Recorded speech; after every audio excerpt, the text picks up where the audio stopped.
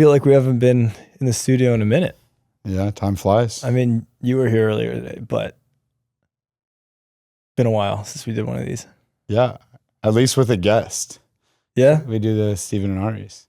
But regardless of all that, we have a very special guest here with us today. Very special. A friend all the way from Richmond/Vancouver, British Columbia, the high performance director of Canada for their fencing program, the CEO and just overall president, what else, of Dynamo Fencing, the largest club in North America across all weapons, an Olympic coach, Igor Gantsevich. Woo! Thanks, guys. Welcome to Direct Elimination. So direct elimination wasn't my forte, so I'll be out very quickly. Okay, that's fine. That's fine. We'll keep it short then. So first of all, welcome to New York City. Thank you. How often do you come here? Honestly, not often enough. I just checked into the New York Athletic Club. Thank you to Michael Offerstick for hosting me there.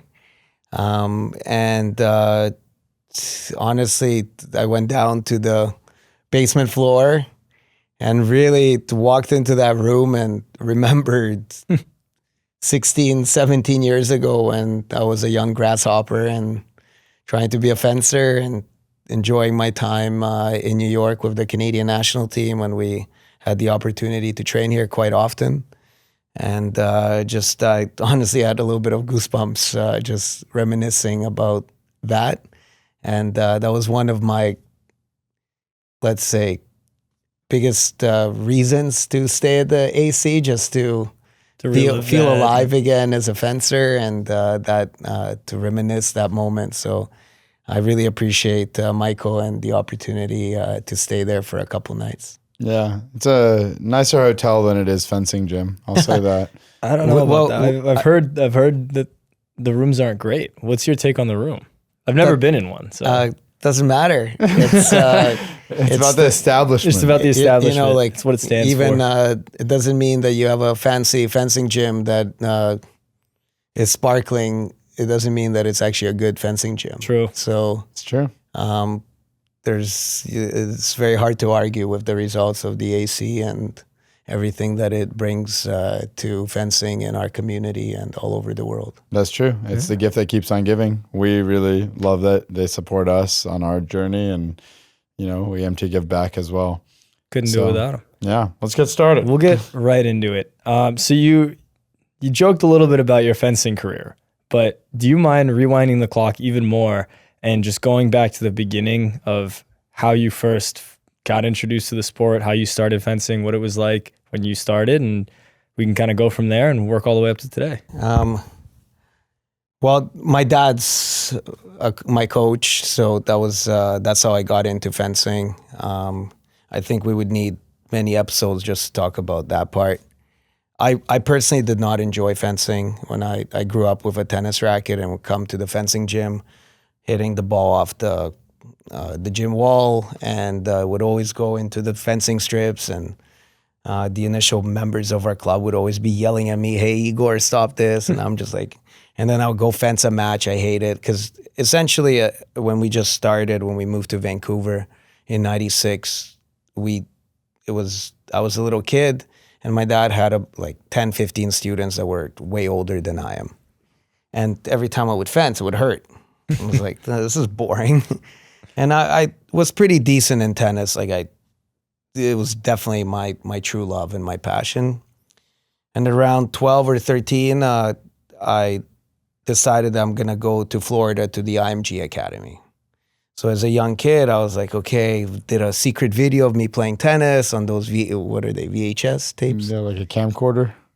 And sent it there, got a reply, "You're in, this is all great, and $60,000 is your bill." I was like, hold on, mom and dad make like 20 grand a year, Canadian, how the heck are we gonna pay this? So dad comes home and I cut my tennis strings before he came home, and I was like, "Dad, I'm not going to tennis, take me to fencing."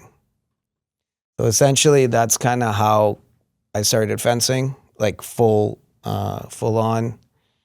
And I never told my dad or mom why I didn't want to fence or why I didn't want to play tennis, because I knew my parents that they would essentially sell their body parts for me to go and achieve my dream, because I was quite decent in tennis. And that's what I think. After a couple of years of fencing, and it wasn't as competitive, especially in Canada. Or like when I started, maybe it would be 50, 60 cadet fencers at a Canadian tournament. The level wasn't as strong as what it is today.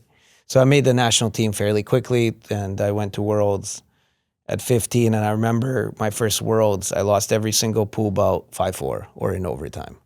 And I was so nervous. I essentially puked on the strip from being nervous. I never felt that. I was never nervous at a Canada Cup or like at that level. Oh my God, I'm at Worlds. And I was so overwhelmed because it was before really phones, internet, and all, and so many people was in Bulgaria. We didn't have money at that time, so my dad was at home, and so many people were coming up to me. Oh, you're the junior Gantsevich. Oh, are you gonna win tomorrow? Like I was, yeah, I won by my pants like so quickly, that's more or less. And I started, I think, getting better and starting to get more and more competitive.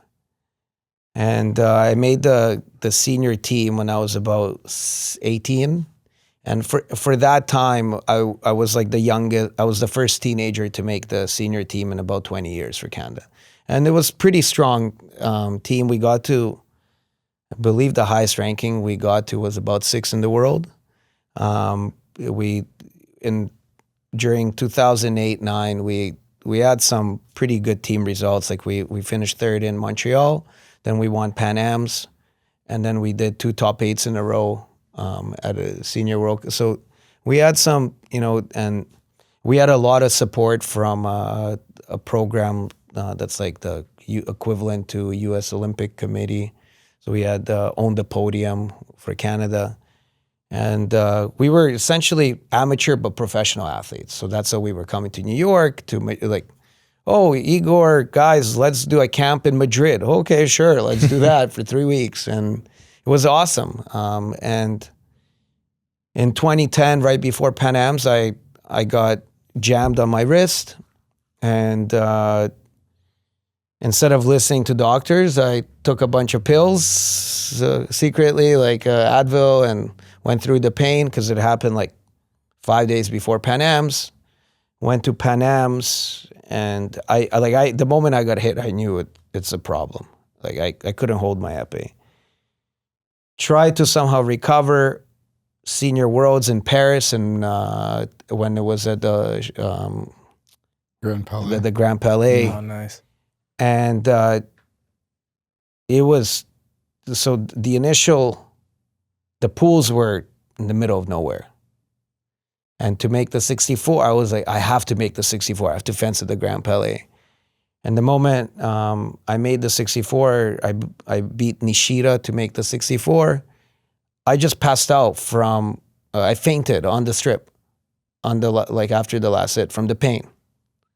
And everyone knew I'm a lunatic, and everyone was like, Igor, stop screwing around. Stop, it's not funny.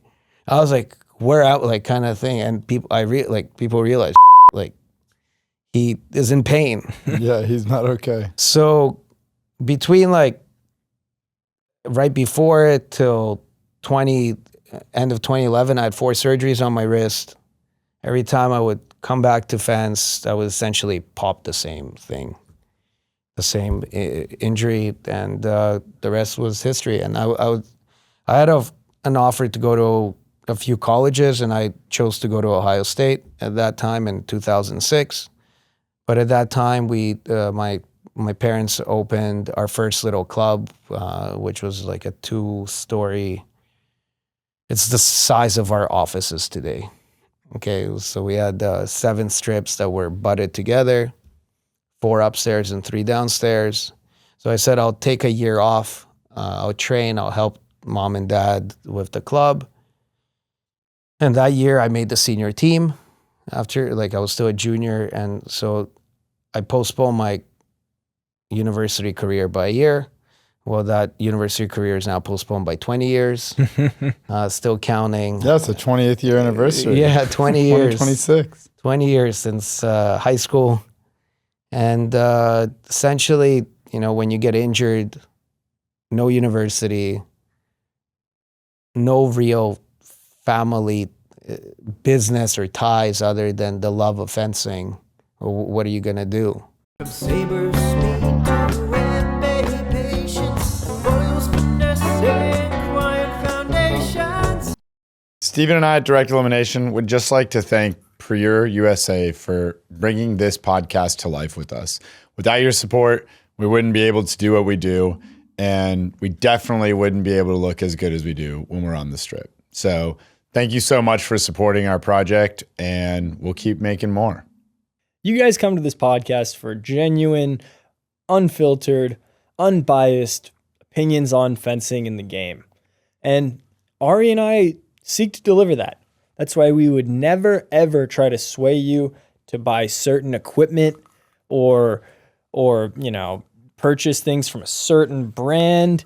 That's just not who we are. However, if you wanted, you can shop Pure USA anytime, link in our bio. Steven.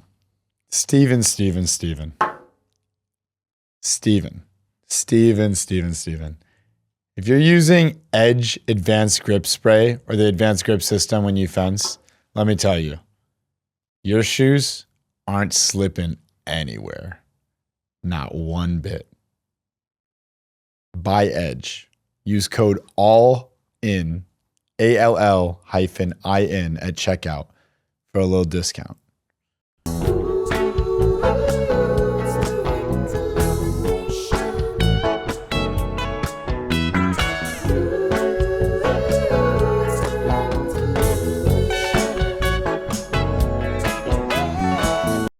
So I quickly understood that no one needs me, and it's not like I achieved my dreams as a fencer. I don't have a name.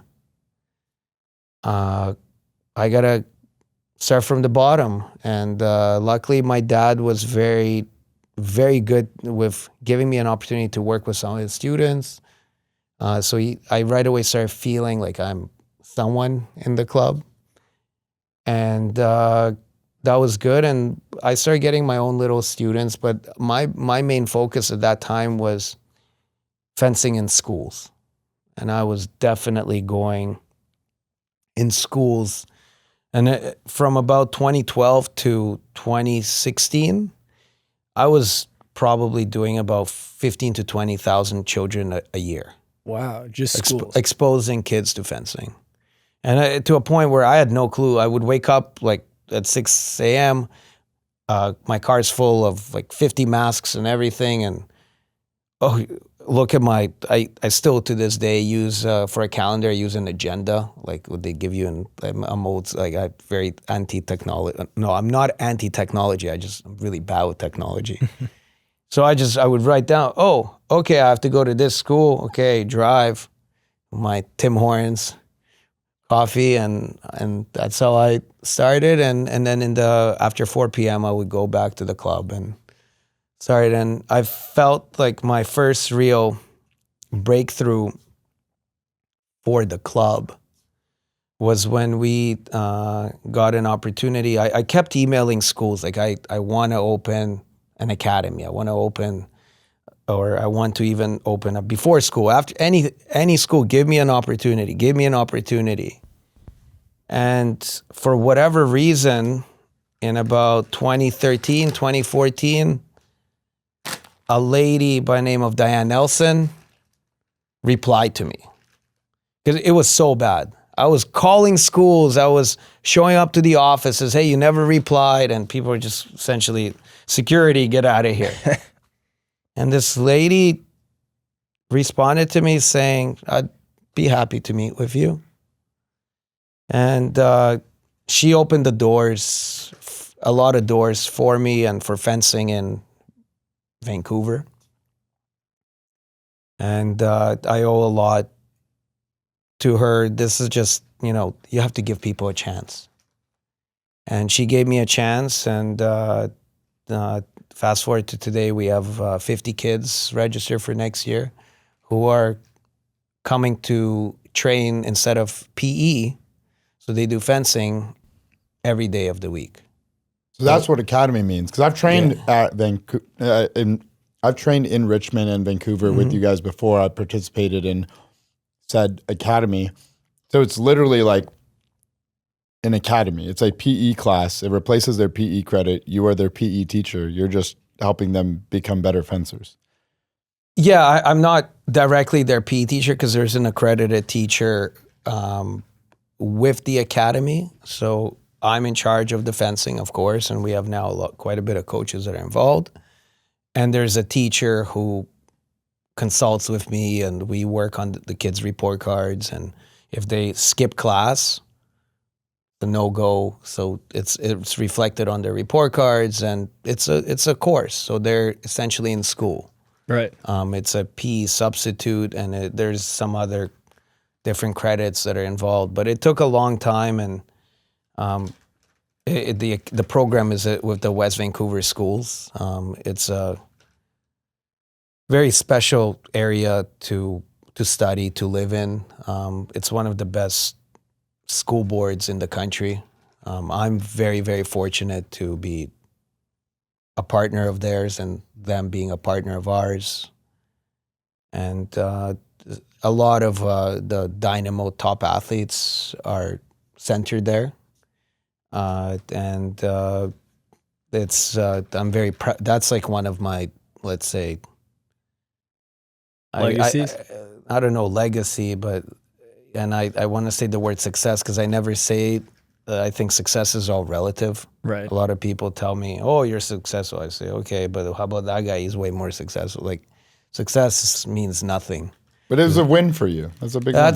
That's definitely I think it's a win for fencing. Of course. Having that program is a win for fencing in our country. It elevated the level of fencing because I just tell our coaches that even if I'm a bad coach, but when you have kids training professionally twice a day, every day, Right. just purely on passion, you're going to get some results. Right. So have you had kids that have gone through this academy that have gone on to like college or fencers? You know one of them real well. Which one? He's an Olympian. Well, yeah, I mean, Nick Zhang literally grew up In that academy. in this. So Nick is one of my first ever students. Okay, I was gonna like, what generation is So Nick? I'm trying to get like that. Nick is my generation, about my third, fourth generation of students. But he was so young that when he came in,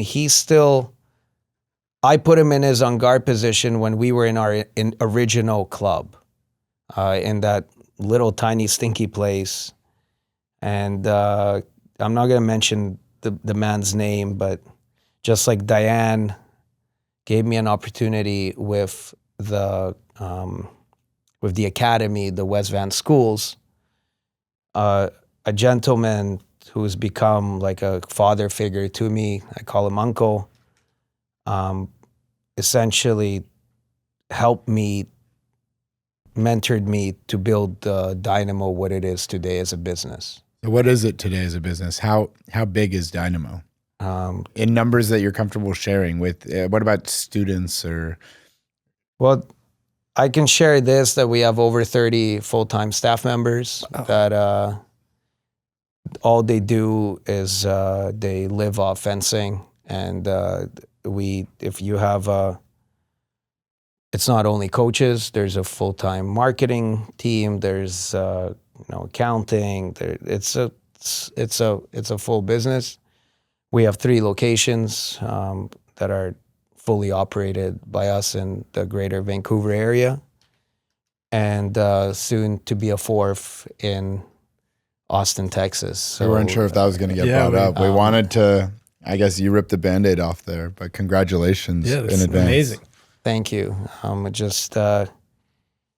We saw we're not in the business in ever shutting down any fencing clubs. We're in the business of growing our sport. And we felt that there's an opportunity, an untapped market in Austin, Texas to grow fencing. Right. A lot of people say, well, why don't you just go to LA or Houston? Well, why would I ever do that?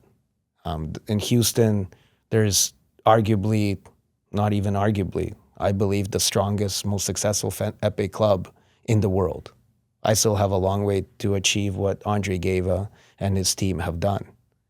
So I'm not in that business to come to a place and take over. Like I can't stand that stuff that continues to happen on a daily basis in our sport. The competition's on the Strip. We compete on the Strip. I personally have never come to a single athlete at any tournament and have said that you need to come and train with me. And I easily can.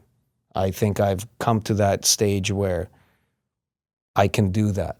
And maybe short term, it's a success for some. That's a very myopic and a very, very small business when you're actually thinking about a client that's going to bring you $500 or $1,000 a month. These clients come and go, but our community stays for 10, 20, 40 years together. And when you burn one bridge over one or two clients, it's a difficult concept for me to understand.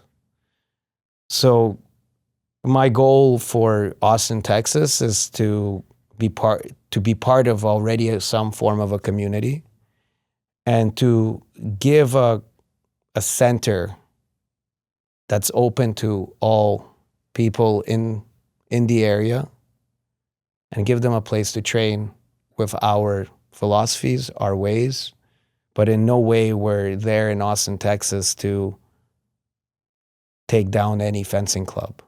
Yeah, because those small fencing clubs are critical for our entire community.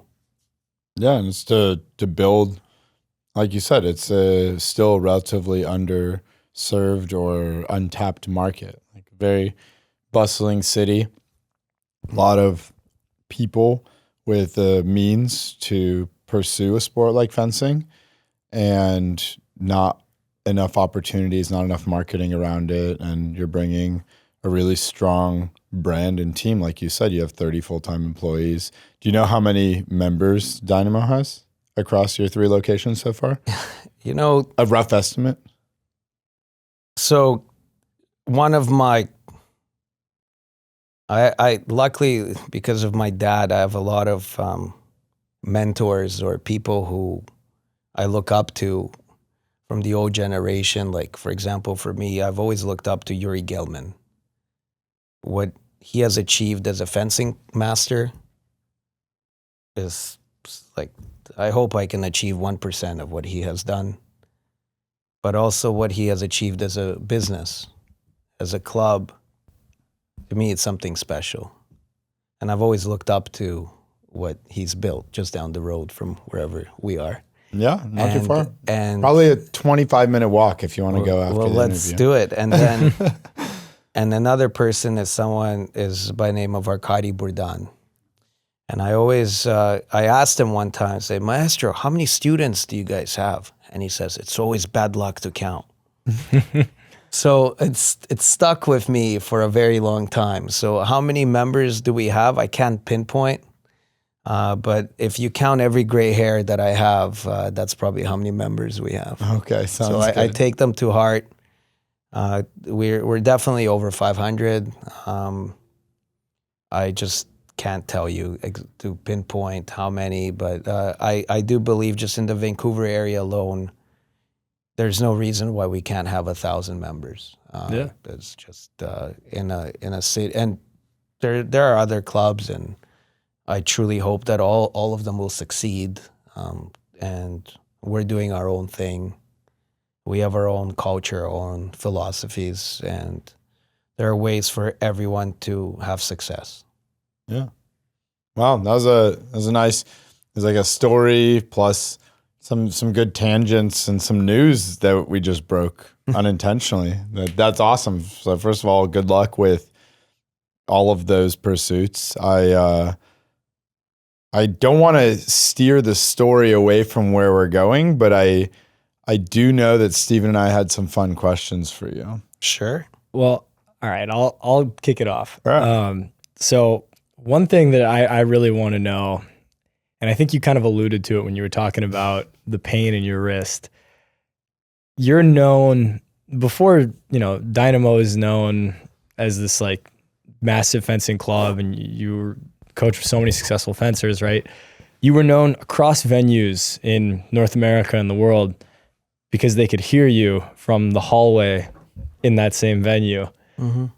Where did that passion come from? Where does you kind of alluded that you were like that as a fencer maybe a little bit, but could you speak a little bit to how you're able to remain so passionate when you're coaching your kids? One word: immigration. Very simple. We're survivors. Everything that we have, we fought for. And I love what I do. If I take on a child as a student, I treat this child like my own. I genuinely can look at both of you in the eyes and tell you that I love my kids. I will go through fire for my students. And now that I'm high performance director of Team Canada, I'll go through fire for my country. I've always gone through, I do anything for for Canada. Definitely upbringing, growing up in Israel for 5 years in this heat wave of the geopolitical world. And this is not a political discussion in any way. And I'm definitely an Israeli that likes to be more Swiss. But coming to Canada at 8 years old, my dad taught me to love the sport. It was something that my mom would always, my mom always stayed outside of us. It was us two lunatics with our sword, and my mom would be kind of, okay, enough of this. And she essentially loved my dad for his passion and for his love of fencing. And that, I think, became me. And when I coach my students, understand, I come from my father is my coach. So I only know what love is. Regardless how much we fought, father, son. So when I coach my students, maybe it's a product of having a father as your coach. Indirectly, I give to them what my dad gave me. If that in any way makes sense. Absolutely. Oh, of course. I love fencing against you, Igor. So I feel even as a fencer, I wasn't maybe I could have become fairly good later on in senior, and I did have some results. But I think my passion and the fight elevated me to a higher level than I ever could have. And over the years, I think I've learned how to control those emotions because I've learned also that too emotional can cause my student to lose. I can even tell you a story, if it's okay. If you're okay, sure. So, Plovdiv World Championships, Nick Zhang is fencing in the junior event. When during that whole day, everyone is coming up to me and going, Nick's the world champion tomorrow in cadet. I'm like, can we focus on junior right now? And like, it is just, he just made 32 in Heidenheim. And in the 16, he has a Czech fencer, and it's very physical. And Nick's still a cadet, and this is against an older guy. Is this Kufal? Camera, You're all it doesn't, good. but you can check it. I can't remember the name. It could have been. And the score, Nick hits. I'm very calm in that bout for whatever reason. And he makes a hit, and it was an intense hit. And he makes the hit, and he goes up like 12-8. And in that moment, I scream. I just release all my nerves. Yeah. And before I know it, it's 12-12 or 13-13, and we're going into overtime. And he wins. And because that bout took forever, it was the last bout, and the competition was going delayed, like sometimes it does. He got called into the call room without, like, he literally Like finish and go. fit. I'm like, can we give us 10 minutes? No, sorry, call room now. And they brought him out in the top 8 junior worlds. Like, it's pretty good already for a cadet. They bring him out. I'm like, okay, who are we fencing type of thing? Okay, Bouchard for lefty. And, okay, what's the plan? He like, okay, let's just feel him out. I have no clue. Like, we don't travel to World Cups. I don't know the junior names. Do you know them? No. Okay, we'll figure it out. Let's do it. Come on, fencing for a medal at Worlds. And it's 10-10 going into the third period. I'm pretty confident. Like, and Nick in the break, instead of like, we have I think. Maybe if you ever ask him, he will say different, but we feel each other. Like, if one word can mean a lot. And he tells me, Igor, I'm dead. I can't hold my épée. I'm done. I'm going like, Nick, have you lost your mind? We're 5-10. It's 10-10, third period, top 8 at Junior Worlds. He was like, Igor, don't call medical. I'm like, there's nothing we can do. Like, are you nervous? No, I can't hold my épée. So he lost like 15-12, like very quickly, like in the third period. And my first words to him were, Nick, I'm sorry you lost because of me. I knew that because I yelled, he would have won that bout against the Czech guy quite easily. I'll do the research. Like, Not easily. There's We know what you mean, Yeah. though. but it wouldn't be in overtime. Right. And so, and that could have given us 10, 15 minutes. Maybe he would have still lost the top 8. He lost to a very strong fencer. We all understand fencing. But that was like, and I have no problem, and I feel that with my fencers, the kids that I coach, I am comfortable enough to tell the world, and I honestly, for this, I don't care about what people think. I care about my kid. To tell him that it's my fault that you lost. We win as a team, we lose as a team. And I'm not perfect. So going back to that emotion, the passion, there's, as I get older and more white hair, I think I start to learn when to put the heat, when not. But I can assure you that regardless of when anyone has heard me at a NAC or not or anywhere, it's coming from a place of love.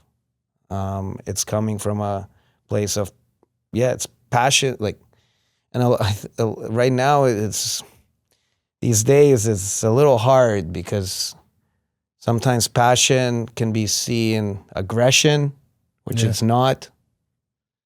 And there's certain,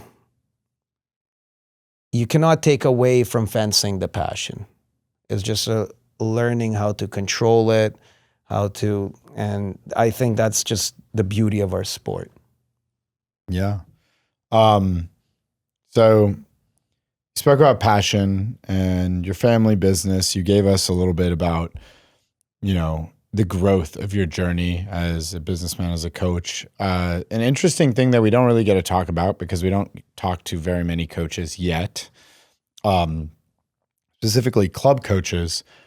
What would you say are some of the most important lessons that you learned in growing Dynamo from a 50, maybe even 100-person club to a 500-person club?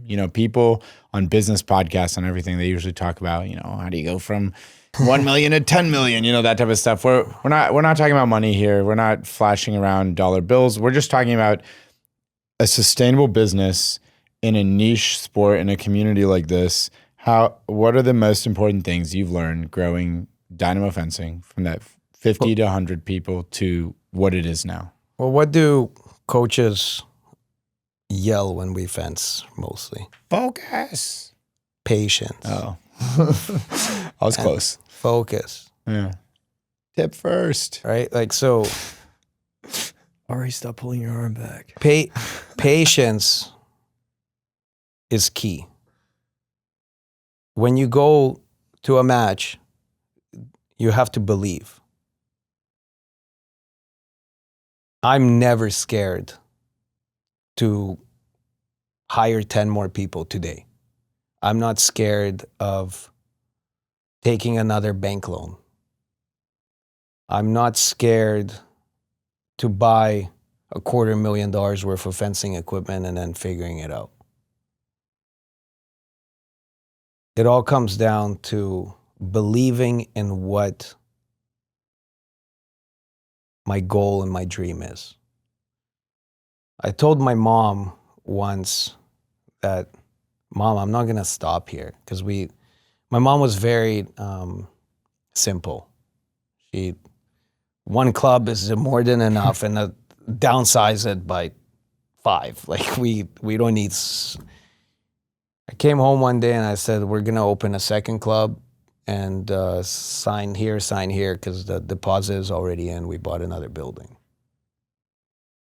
Dad and I have not bought another building. You go figure it out. You're like, no, you have to sign.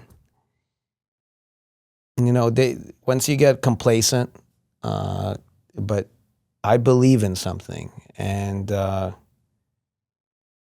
maybe in 10 years, 50, when I get older, I'll start to more reserved. But right now is the time. And I told my mom, like, Mom, I'm not gonna stop here. Understand? Like, I'm gonna keep going.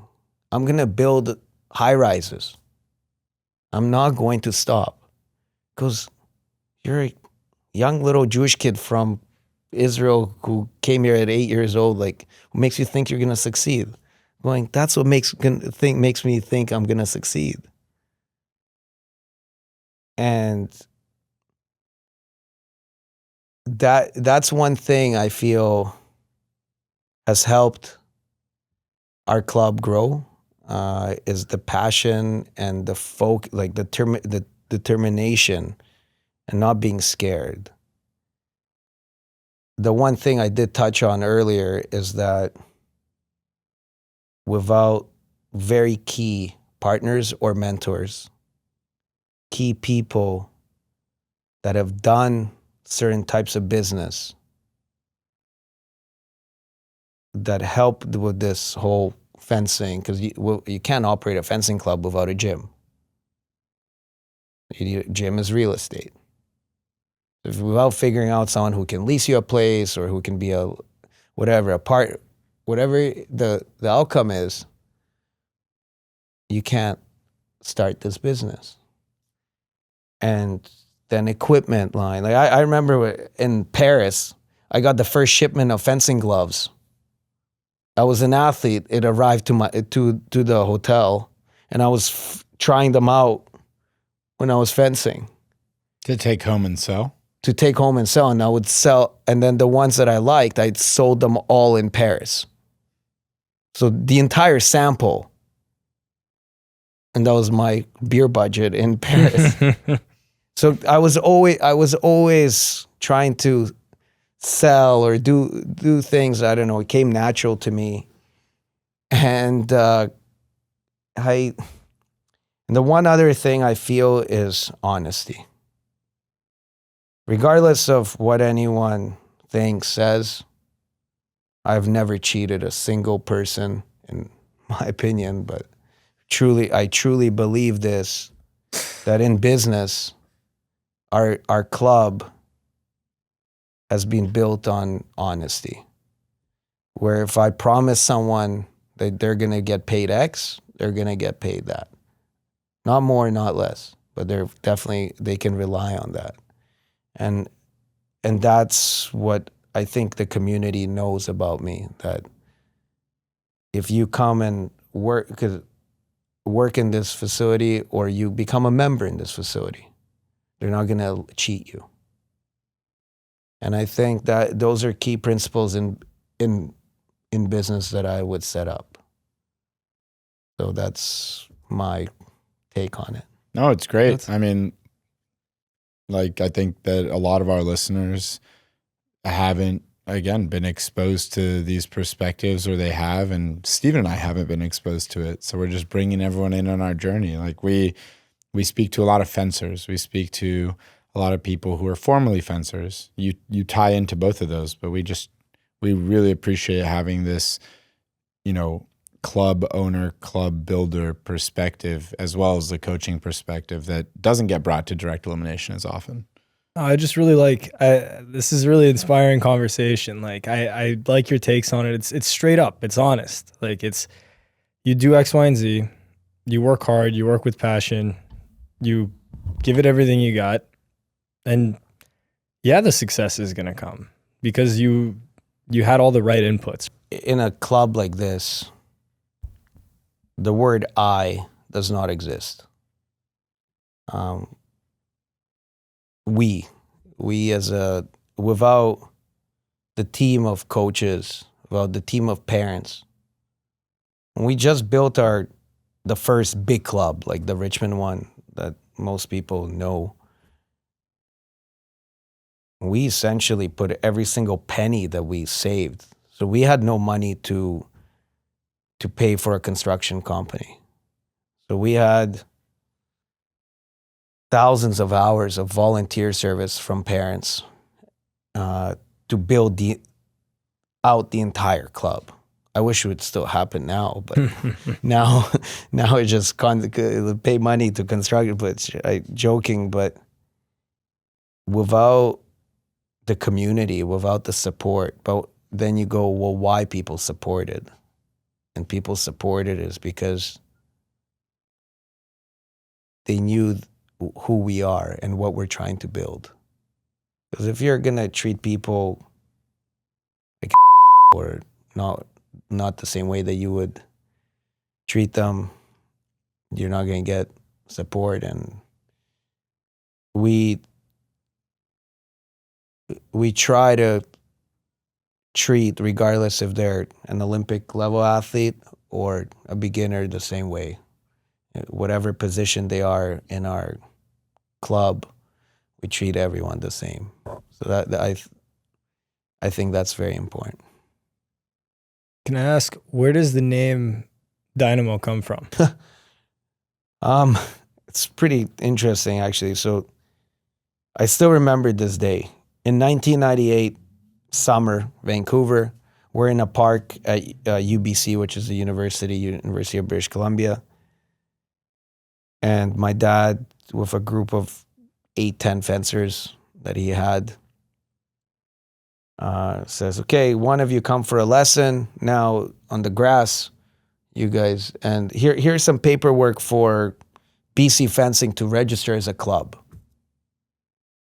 And they're like, one guy by the name of Farouk Habib, who's still a fencer, one of our initial members, says, let's call it Ded Moroz Fencing, which is Santa Claus fencing. Like, no, don't do that.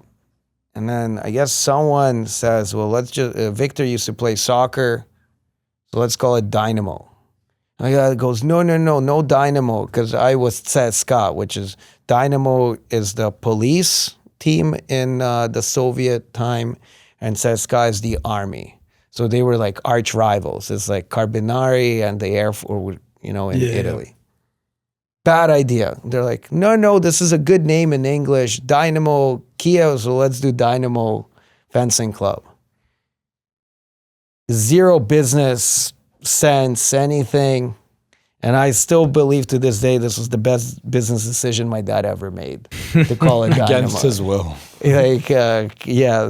So they filled out the paperwork, and and the rest is history. It's now known. Some people say it's a Dynamo, some people say Dynamo, just like my last name, either Gantsevich or Gantsevich. So, depending on what pronunciation you want to use. That's so cool. That's fun. I was always wondering what the origins were of that. Good questions. Because I remember the blades. Like there was a blade brand that I fenced with. There still is. So they're still producing blades cool. under the. I don't want to get into this. Also, the blade manufacturing talk, but there's a region in the world, Lugansk, where a lot of blades are made, and Dynamo is a main blade manufacturer, and you can still find those. That's cool. I liked him as an 11-year-old, and then I also fenced in Armenia one time in a Dynamo stadium. You've been to Armenia? Yeah, that was my That's first, a crazy way to drop that you've been to Armenia. That was my first international trip, was Armenia. Yeah. That's beautiful. At a camp? Or It was a competition. It was like a warm-up for World Cups because I was going to be traveling that season. And so at the same time, Tigran had another girl about my age who was representing Armenia. Okay. And this was like her first season representing them. And so he was like, oh, we got to bring her to like show the federation, like this is what you're getting. And they were doing like a tournament. And he goes, and it's good for Steven because he can practice before like World Cups, see different fencing. And it's good for Armenia because they can show like, look, our competitions are getting bigger. Like an American came. I got third in like this junior. Yeah, I lost to some Russian guy, I think. But really cool place, Armenia. I bet. You could go to passionate. yeah. You go to like street markets and buy old Soviet like war memorabilia. Like I got a belt with a, the hammer and sickle. Is cool place. Well, last year we had Worlds in Georgia, and I know Lee and Garrick, they took a day trip to Armenia. That's cool. So Maybe they'll get on here and talk about it. You got anything else, Steven? Not on the spot, but I think you got something. All right. No, I just got. I'm a ball hog sometimes. okay. I think today's been okay. You've been doing most of the talking, which is good. Keeps me quiet. So I'd say we talked about business. We talked about your journey in fencing. We talked about your transition into coaching. I guess a question that we have now is you're balancing coaching and running a very ambitious business. What goals do you have as a coach right now? And I know you still have some very high-level students, both in the pipeline that are young and some that are starting to show some really strong results already in their cadet and junior years. And you've also been to the Olympics as a coach. What's left that you're really hungry for in the coming years? Okay, just like any of us, Mm-hmm.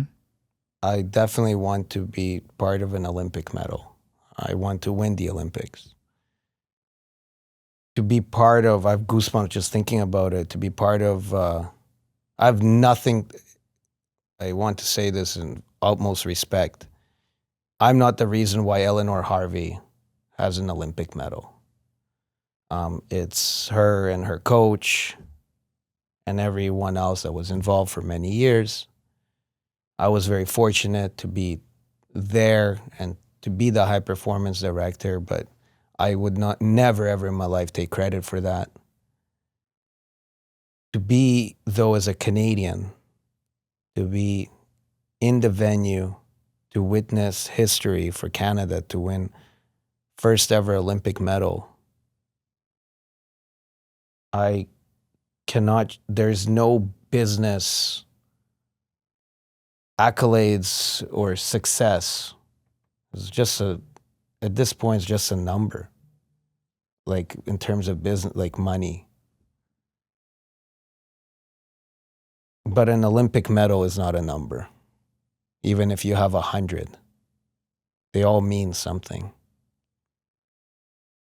And that's what pushes me every single day to be a fencing coach. I could have already put down my mask a long time ago, sit in the office, I still to this day personally give private lessons. So my day begins at 6 a.m. because a lot of my work starts with the high performance, and it's East Coast. And then you hit the Stairmaster, because Yeah. we talk usually when you're on the Stairmaster. Yeah, so I do. So there's not a day like Monday to Friday that I'm on the Stairmaster that does not include a 1 hour call. And that's when I do most amount of thinking, and so essentially all of my business or high performance stuff happens from 6 a.m. until 1 p.m. And then from 1 until 6 p.m., 6:20, I don't have a break. I have a fencing jacket on, a sword, and a mask. And for 5 hours, I'm giving private lessons. That's what I do Monday to Friday. And then after 6 o'clock, essentially is catch up of the 5 hours that just went by for private lessons. And then I stay and watch the kids fence. Or I go and have a meeting or whatever. And then, I repeat. Saturday, Sunday, I don't give private lessons. I need but I'm still working. I'm still in the club, or I'm still doing HP stuff, like on my phone, like emails, anything. There's no day off. So a lot of people go, yeah, how can you do so many things? Well, when you love something, someone has a job 9 to 5, and then they go and play squash or whatever they like doing. Well, my hobby is giving lessons. And you have a goal? And I have I get even, regardless of what happens with our club or with the business, I get hungrier even more when I see a young kid coming in. Like, you cannot imagine, like Simon Chen, who has, at the age of 15, has 3 medals at the World Championships already. I thought, like, oh my God, I remember when Dylan won the 2014 medal, I'm on my knees, like, we can loon it now. Like, If we can find the picture, we're putting it right here. like Thank you. it's, and that's my dad's, it's not my work. It's like my brother, like my son, I don't know whatever. Dylan? He's like your cousin. Yeah, like Your nephew. Something. And today, like, am I happy with Simon finishing second at Worlds? No. Not at all. So, yeah, I'm hungry. I think complacency is a disease. Even retirement, again, you ask me this question 10, 20 years, maybe it'll be different. But if we take a look at history, which repeats itself, most fencing coaches at the highest level, Olympic level, which of them actually retire? No, they die in a jacket. Like, so it's... With a bottle. Yeah. Bottle and a jacket. Well, I think hopefully it's that the old coach, maybe will die on a Stairmaster now, but God forbid. But in a fencing jacket. Yeah, like Doubling. Culture is changing, but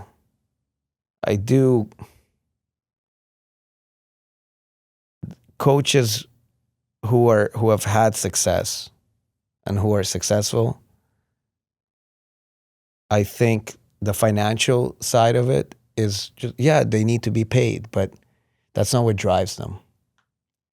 And one of the things that when I interview, or when I have opportunities to speak to coaches, and if the first question is, what's the salary? I'm not saying no, but right away that tells me probably not the right fit for our culture. And I've never been in a room where the highest level coach ever asked, what am I being compensated for this camp? From regardless of who I've dealt with from any part of the world, they're more asking, well, what's the training environment like? Well, what will I have ability to do or not to do? And those are the coaches that are very hard to find. Can't even imagine. You know, it's funny. Like I've spoken to a couple of like our peers on the circuit, guys that I'm friends with, about, you know, their opinions of coaching, and some people who are charging for camps and things like this. And I think it's more of an international mentality of this. They cared more deeply about the sport and teaching kids the sport and the principles of it, and knowing the correct principles in their country's systems, than the compensation. And I would tell them what some of the compensation I knew was at like camps in the US, and they thought it was ridiculous. They're like, I don't need that. I wouldn't accept it. I mean, I'd take it, but I wouldn't, you know, See, this is also, And there's, that punter kicked my from this angle, there's no reason why coaches should not have an opportunity to live well. There's no reason why fencing athletes, for example, what Miles is doing now, is incredible for our sport. Why should fencers or coaches or anyone in the industry be shy to be successful financially from our sport? That does not mean that LeBron James still loves basketball. If he retires today or he plays another year, I don't think $20 million is going to move the needle for him. He's going to play next year because he loves basketball. He's not going to play because probably his body can't anymore. So there's no crime to charge for being good. And this is the old mentality of the old system, mainly in Europe. As fencing has evolved, yes, it's become a business. But because it's a business, we are responsible. I can't just charge money and give a crap lesson. I can do that once, but second time I'm fired. My results show for my lessons. 1 year, you think in my club any of the parents care that I raised Nicholas Zhang and he went to Harvard? They don't care. If I don't continue, They care about their kid. yes, and if I don't continue to produce results today, okay, maybe I can coast for a year or two. But long term, no one's going to care about Nicholas Zhang. It's what about Simon, and then what about after Simon, and what about after? And to this, I have kids like that. I have a 9-year-old, 10-year-old. Like I take every year one new kid. Because when Simon goes to university, I have the next one. When that one goes, I have the next one. Because I'm hungry. If you become complacent, and it's a problem. So I disagree with this. Maybe if I'd be living in Europe and through that system, I would speak from a different light. But we are under the North American system, and look what's going on in Asia. Yeah. I would argue right now that Asia as a continent is stronger than Europe, especially in certain weapons. Yeah. Getting there. It's where the money goes. Same with Americas. Okay, Look at US and Canada. So Asia in men's foil right now, I think it's harder to qualify to the Olympics through Asia In Europe. than through Europe. Yes, there's more countries in Europe. There's more history in Europe. But now you go a little bit deeper. Take a look at what has been transpiring at the cadet junior scene at the World Championships. And it's just a matter of 4 years, 8 years from now, that's going to go into senior fencing. Canada in the last 2 World Championships finished 4th in the medal standings. And the US was first. The US has been first for a decade or 20 years, like for however long. No. Well, Like maybe a decade. Maybe a decade, but it's one of the top countries. Yeah. Okay. Yeah. So, and now look what Hong Kong is doing. Japan. So, like this Worlds was actually from, let's say now I put my high performance hat on. This Worlds was depressing for me. Because like I put on a piece of paper, we're going to win 8 to 10 medals. That was my goal. How many did Canada get? 5. But we had, in saber 1 and in foil, I think we had 4 top 8s. In épée, you had 1. So essentially, because Junior Worlds goes 3 days saber, 3 days foil, then 3 days épée. So after day 6, I had 5 top 8s with 0 medals to show. And now épée, which is, you can go home with 0 medals, you can go home with, you never know. Yeah. And Canada finished with 5 medals in épée. How many of those were Dynamo? That doesn't matter. That's irrelevant. The HP hat's on. HP had his on. So- okay. But 5. So Canada had 5 medals. So Canada won more medals than any country in the sport of épée. Who would have ever even imagined Right. to say that Canada will finish Worlds with 5 medals, let alone the most medals of any country in épée. But what I'm getting to is the sport is evolving. Take a look. The top 16 just now in Colombia, where you made the top 16, 5 of the top 16 have ties to North America in fencing. 6. I wasn't tracking. We have Brooke, Argentina, me, Leon from Canada. Lugones. Lugones was in the 32. Oh, 6. Sorry. I forgot it was 16. El Sayed. Oh, Sam Emmerich and El Sayed. So, and that's in épée. Then you take the Asian countries, and it's all Canada especially. In the US it's a bit different, but Canada especially has a long, long way to go to even compare themselves to a European country. We have I mean this with the utmost respect.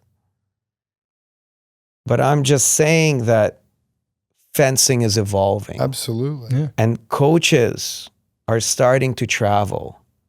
Look at the NACs. 10, 15 years ago, it was mainly Russian-speaking coaches from the former republics in the States. Now the NACs. Everyone. Legends. French, Chinese. Yeah. Korean. Everyone is strong. You can't say that this Egyptian. Look at what the Egyptian community is doing with the level. Yeah. And essentially, a NAC is becoming an international event because the Egyptian guys are teaching the Egyptian school. The Russian guys are teaching the Russian school. The Italians are Korean. And all of a sudden, you have an international event and everyone fencing under the US, right? Or now Canada piggybacks on that. And I'm a believer that if you, in cadet and junior, if you can win a NAC, you can win a world championship medal. That's what I tell always my kids. That's what I tell my parents. if you can win a cadet or junior NAC, you're strong enough to win worlds. If you can be the best in the US, you can be the best in the world. That's what I believe. And that's where fencing has gone. And it's going to be the same in these other countries where it's growing so much. So my question then is, you know, we've had this sort of now North American, previously, you know, America, like we said, the past decade or whatever, this cadet and junior success that sort of falls off a bit in seniors because of switching to the university system and then so many people quitting fencing post-college. How do you think we combat that, and how do we retain athletes and continue that performance? And, you know, Pro fencing, baby. we talked about the top 16 having more North Americans. So there is naturally some of that level shift going into seniors, and we're getting stronger. But how do we close that gap and create these like Olympic medals and these stronger performances and really overtake Europe? First of all, I think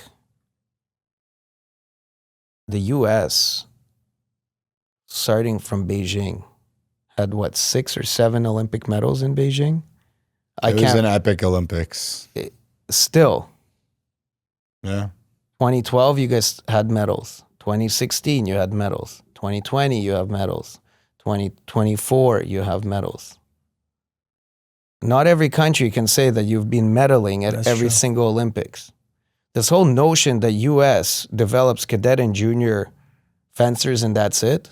I guess I'm thinking with an épée bias. That's on me. Épée, and I will argue with anyone who tells me the US épée is not strong. I don't believe that. I believe US épée is extremely strong. It's just in épée, there's another 25 other countries that are very strong.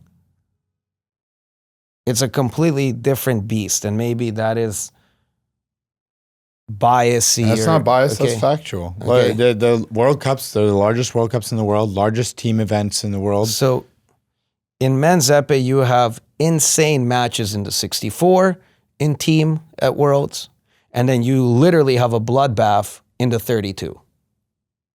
Most other weapons, the tournament starts from the 16, and then really the interesting matches go in the 8, with a couple 16. So this whole notion that U.S. men's épée is not strong, I completely disagree with it. I'm not. Canadian épée too, by the way.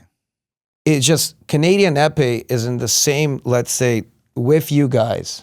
It's just your numbers are bigger. Yeah. We should team up. Yeah, Well, let's not get into that one. That's I know your president's big tower is just down the street, but let's stay friends and neighbors, but have a separate competition. yeah. But I of course call it. You think it's easy for me to accept the fact that after the Olympics, I've given Nick Zhang 10 lessons? No, it's probably really painful. It's very hard for me. But at the same time, as a father figure to him and like a son to me, how can I tell him not to go to Harvard? How can I tell him that I can give him a better future than hopefully becoming a doctor or medical school that he dreams of doing through the sport of fencing? And hopefully this professional fencing with Miles and maybe anyone who, and I do believe that fencing could become front page news and all over the world. And I still believe that Nick and a lot of my kids would still choose to have an education. Because don't forget also the type of child that fencing attracts. Yeah. It's a different type of athlete. It's a kid in our club that is doing their math homework, it's physics, Rubik's Cube. You don't see that in other sports. Or maybe, I don't want to offend any sport. We can still just speak to the fact that it is a specific child that you're seeing in fencing, though. So of course, education is going to be a huge component in our sport, and there aren't that many sports where Ivy Leagues Are good. are good. And they're really good. So it's also a numbers game.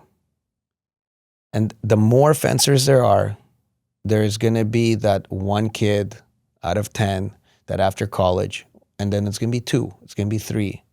And they're going to see an opportunity, because once that one Miles has paved the way to say, hey, look, I did college and now I'm a professional athlete. He's a professional athlete. Nick Hicken, look, Lee and Garrick, Okay. they're doing it right now. They're doing well. Look what's going on in Asia with Chong Kalong. You land and billboards everywhere. Even Koki, professional athlete. Rightfully so. They deserve that. And they deserve more. I think they should have 10 times more. But then there's also another way that the next kid's going to go, oh, I want to become Marcel Fisher, who became an Olympic champion and a doctor. It's Why beautiful. not? So fencing is unique, and we have to accept that. Yeah. So I a little bit disagree with this notion that U.S. fencing is all until they're 18. Yeah, okay, sure. Give me Becca Ward's resume. I'll take that. World champion in every age group, Olympic medal. Okay, 2 Olympic medals, I think. Pretty good. Yeah, okay. 17 years old. Okay, fine. Sure. Yeah.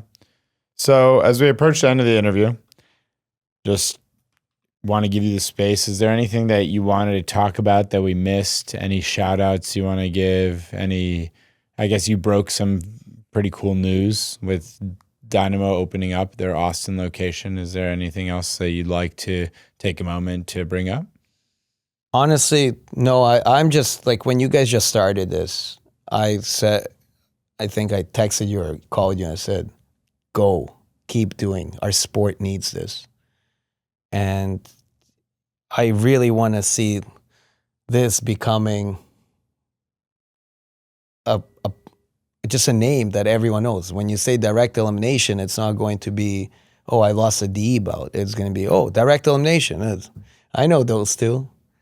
And it's our sport needs this. And I'm very proud of the 2 of you for going forward with this and, helping. Your success selfishly is going to be my success.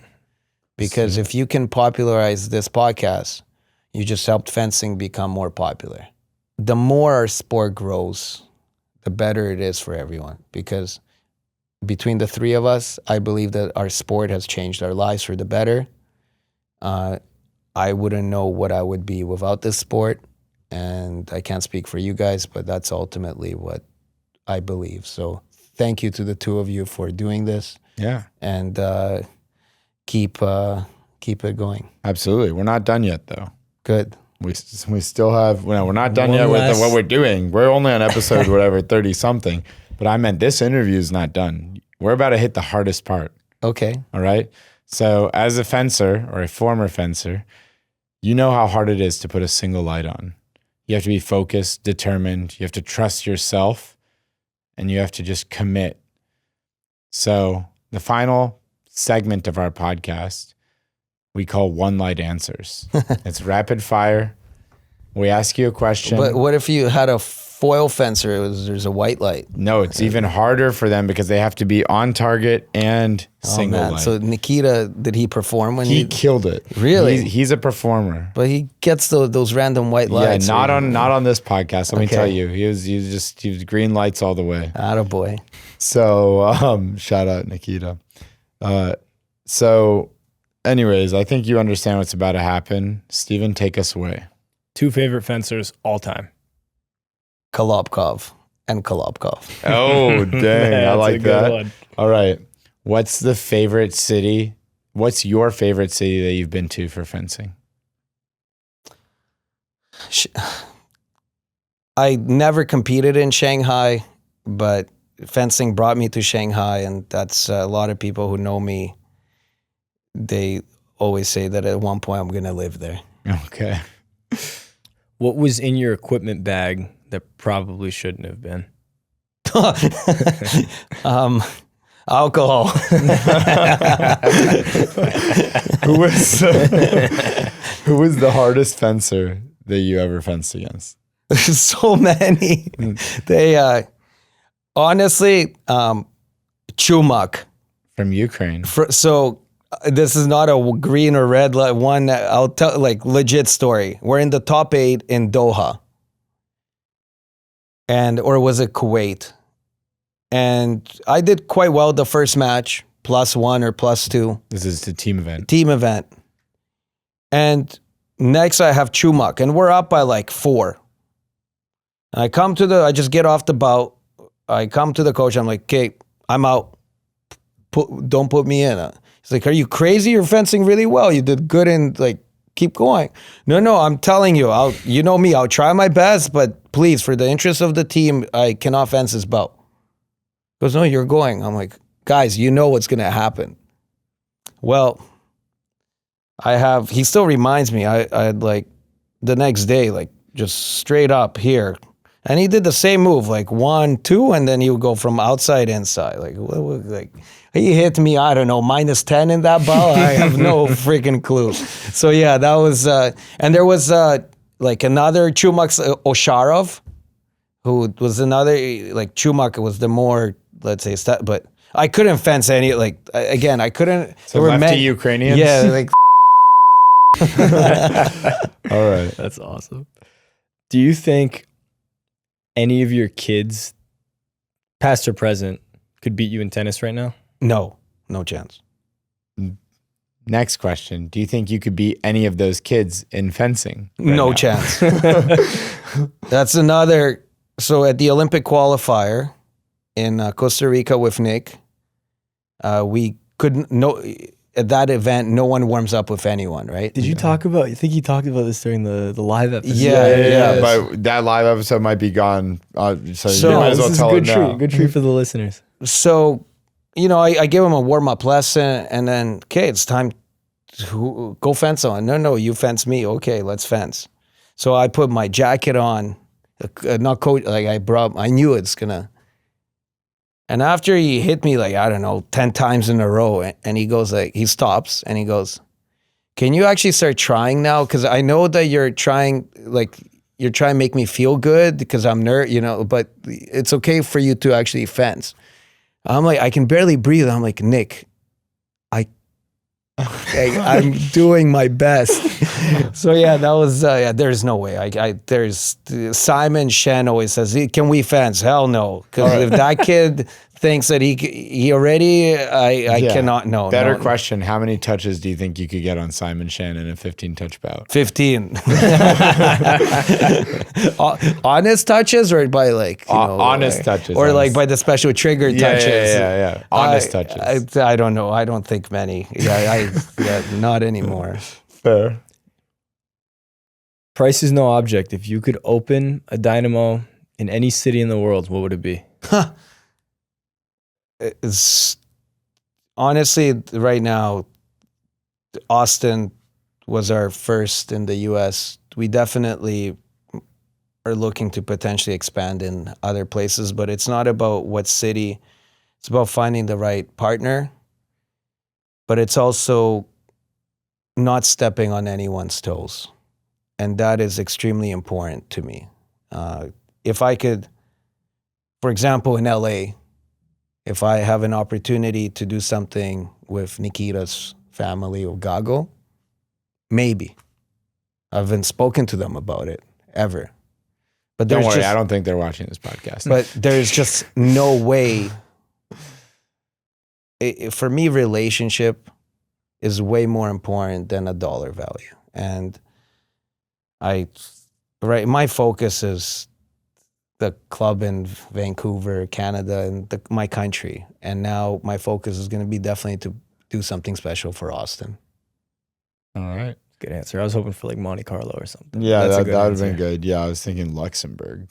I had fun in Luxembourg. It was a cool place. Anyways, do you have any more questions before we go to our last one? We can go to the last one. What's your favorite piece of Prior equipment? I definitely like I had their jacket when I was a kid. The ultralight. Yeah. Yeah. I think it was a pass me down. And I've been wearing their glove. I fenced with their glove, and essentially it's a similar glove for coaching. So the coaching glove, that's all I know. That's Yeah. all I wear. It's a great glove. It's a great glove. Thank and you, that's a Priya. great answer. Yeah. Thank you so much for taking the time out of your vacation to wonderful New York Well, City. it's a business trip. Wait. You didn't even tell us. Sorry. Let's go back real quick. Whoa. Why are you in New York? We're celebrating. For this, no. So This is a testament to how much you love your kids. Yeah. So, as my kids get older, and every year I have kids graduating from university, I always put every year on my calendar a grad trip, which is this weekend every year all over the U.S. So this year I have a few kids graduating from university. One, Jerry Pan, who I love dearly, and he's graduating tomorrow from NYU. So I'll be going to Yankee Stadium.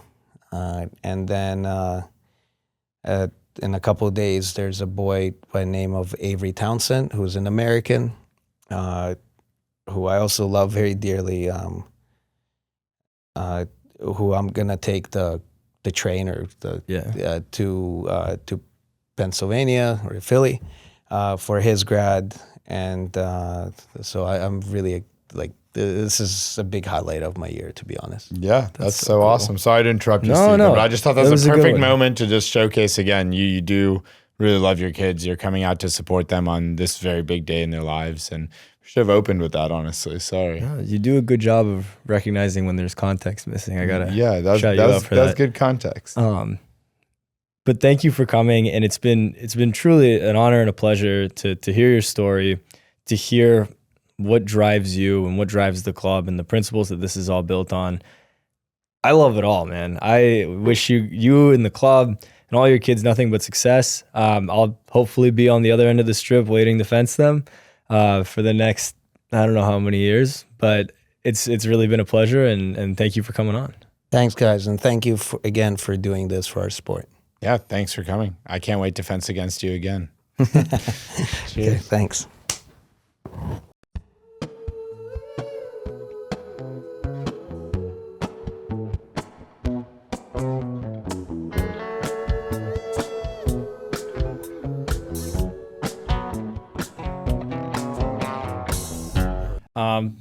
You want to do some ads? I could do an ad. See, I'm not that suave of a guy, but when I'm wearing my Prieur mask, I sure do feel like one. By Prieur USA. Get grippy with Edge.